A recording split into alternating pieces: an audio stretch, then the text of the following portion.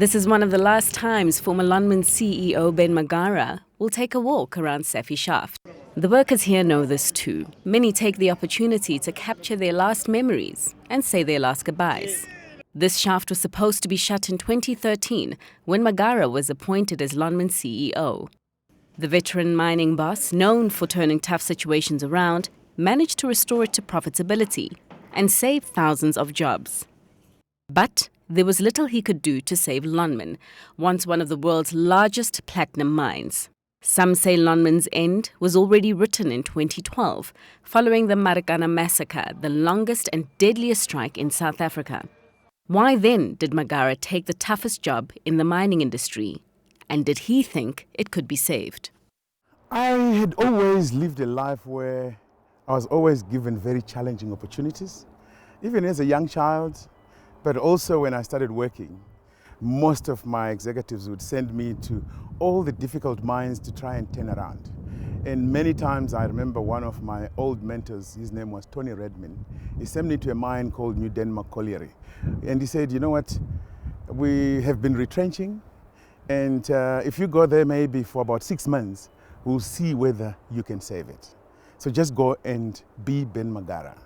And then I went there, we turned around, we did phenomenal things on safety.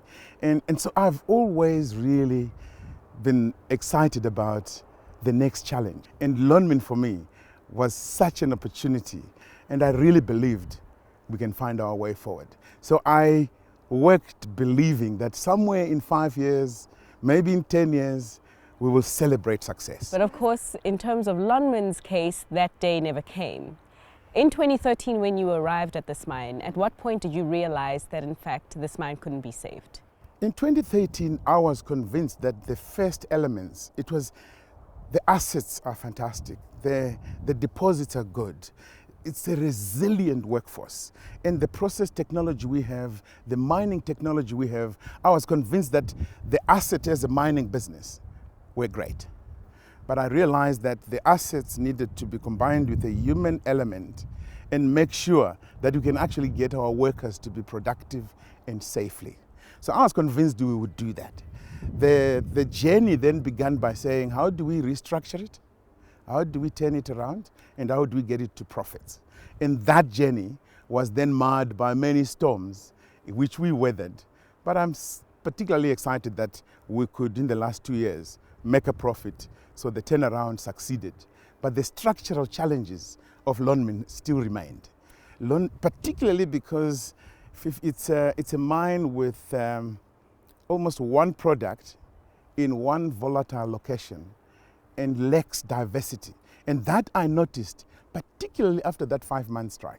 And many actually criticize that model of the lack of diversity by geography and product base as the reason why LONMIN finds itself in the position that it is in today. So as you reflect on LONMIN's history, 110 years we are talking about here, do you think that had previous management embarked on a diversification strategy, that LONMIN wouldn't be in this position? Yes, I do think so, but you know, markets are fickle, and investors sometimes say, and in those days, I remember 20 years ago, most shareholders wanted a singular platinum business, and they would choose where to put their money, in platinum, in coal, in base metals. But as time went by and the nature and form of investors changed, and we started losing those anchor investors, you started realizing that if you actually didn't diversify, you were quite at risk. In boom times, you were fantastic. But in tough times, you really needed to be diversified. Marikana was before your time, but of course the 2014 strike was shortly after your time. Indeed. Then, if you noticed the problem of the lack of diversification, why didn't you embark on a diversification strategy? Spot on, we did. But it was not possible to immediately do that, especially after the 5-month strike, because LONMIN at that point had become quite vulnerable. We were hamstrung with liquidity, and nobody would have actually opted to merge with us. So we had to go about and make LONMIN strong again, beautiful again, profitable again, before we actually had the currency to transact. Going back to what you said about Lonmin having not possibly used its money in the best way, particularly when it was the commodity boom times, what, in your view, were some of the wasteful expenditures that could have been or could have avoided a situation like this of Lonmin being swallowed? I think our mechanization was ill-designed.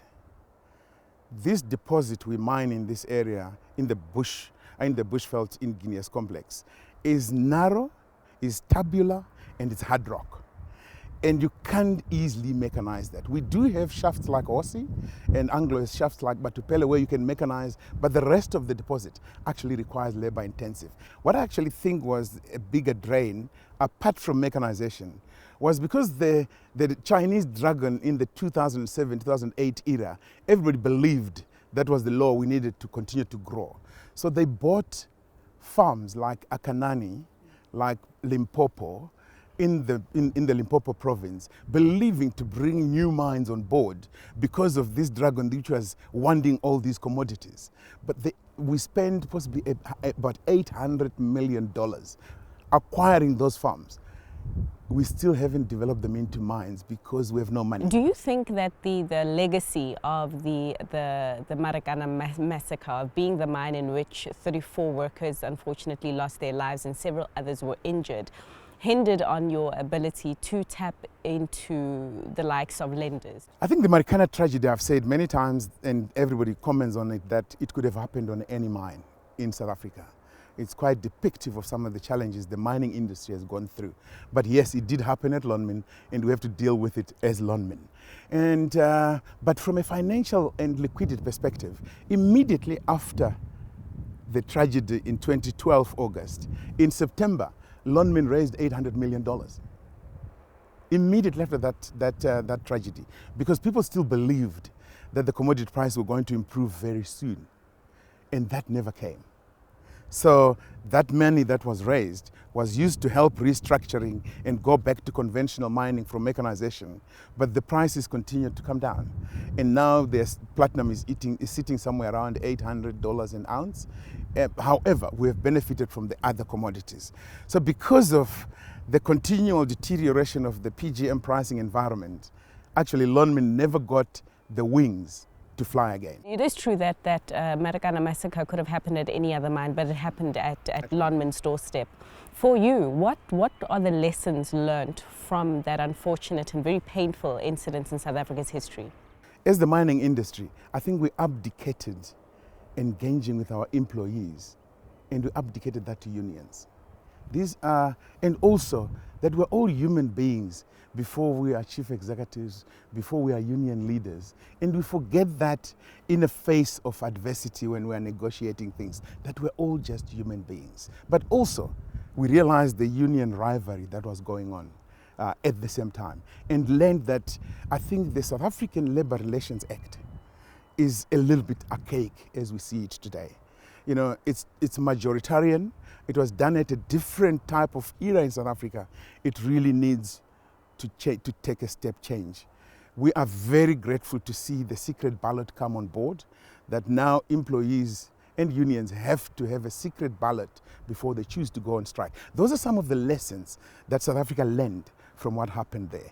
But the key lessons further to what we have done, whether it's security systems, accommodation for our employees, I was not proud when I got to Lonmin about the accommodation for some of our employees. We have spent R500 million on that, as much as we're not making so much money, to make sure that the well-being of our employees is better. But and we'll have to continue to do that over time. It was around 5,000 homes that were promised to workers. Yes. What's the target? How much has been reached within your tenure? I think in the process, Lonmin lost its way about what its legal mandate from the MPRDA and the Mining Charter was all about, which was you must eliminate single-sex legacy hostels in all your mining properties. We have converted all of them. The second assignment that is required in the social and labor plans is actually that you must facilitate accommodation for employees. And that's what we have been trying to do. We have not had the money to build the 5,000, so we had to revise our commitments and engage the regulator and make sure they understand the economics. We have lost 10,000 people in the last 6 years, retrenched them because we needed to serve the majority, which is 30,000. So somehow you have to weigh the issues. We have continued to spend on accommodation, so I'm very proud of what we have done, but it's still not the 5,000. But I think what is it? If you can just give us a ballpoint we figure. developed 1,240 in the last 5 years. We also have about 1,145 married accommodation through our Marikana Housing Development Corporation. We have also been selling some of our properties, houses that we have in Moinoi and in some of the areas to make sure our employees have their own. You have described how this buyout by Sibanye-Stillwater is ultimately in the best interest of your shareholders. It's a good deal for them. And all our stakeholders. And all your stakeholders. And if perhaps you can elaborate on that. If I look at employees, and those with aspirations and careers, they're joining a diversified company that is a global company. Today, Sibanye-Stillwater, with the acquisition of LONMIN, has become the biggest platinum producer in the world and the second biggest palladium producer in the world, with resources to take us 50, 60 years on that we can go on. So that's opportunities we have created. What our union, AMCU, the majority union, had concerns with is job losses. What I think they finally dawned to is the fact that with or without the merger, LONMIN'S circumstances was that it was going to continue to lose those jobs. And if I look at the past, where we have lost 10,000 in 6 years, if conditions got worse and the exchange rate got stronger, we would continue to retrench. So this provides more safety for our employees. Your shareholders are not happy with remuneration policies. We have seen from your recent meeting that 73% or a majority of them voted against the pay package of yourself and your directors. What happens now? I think there will always be concerns around packages for executives. I think it's for them to judge the work we have done for them, where we have restructured, turned around their asset, made it profitable, and put it in a safer home that the upside potential they can also benefit. It's for them to judge that. Two last questions I have for you. Well, number one, concerning the South African mining industry. It's been fraught with many challenges: rising electricity costs, rising labor tensions, the slowing of China, to name a few, the list goes on. The president wants to make it a sunrise industry, but currently it is labeled sunset. How do you see things?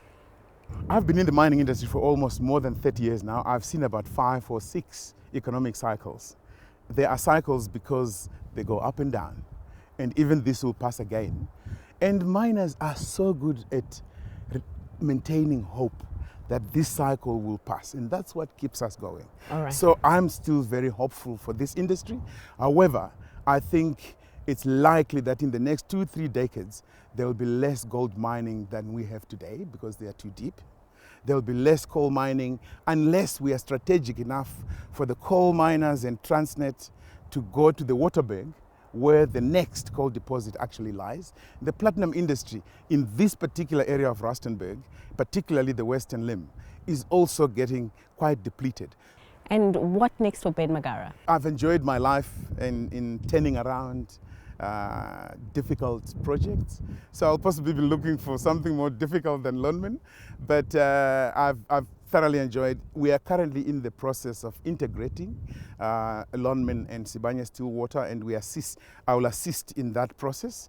And but after that, possibly look for some opportunity to be under the palm trees for a while, reflect on what this was all about, maybe write a book, but look for another turnaround opportunity. Why, Fifi? Because I dig Africa.